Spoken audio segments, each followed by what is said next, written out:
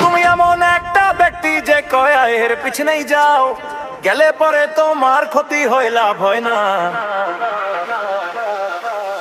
কথাটা ঠিক না বেঠি? ঠিক ঠিক রাগ করলা না।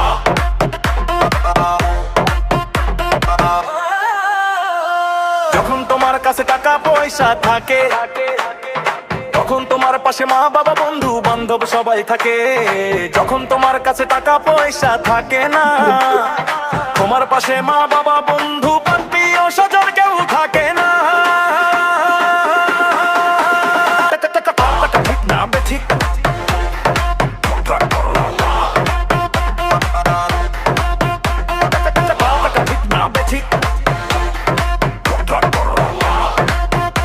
তুমি মানুষের পিছনে হাজার হাজার টাকা নষ্ট করো, তোমার পিছনে কেউ 10টা টাকা ক্ষতি করে না।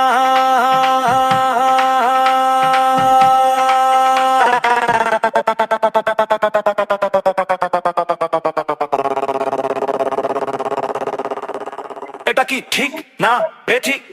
ঠিক।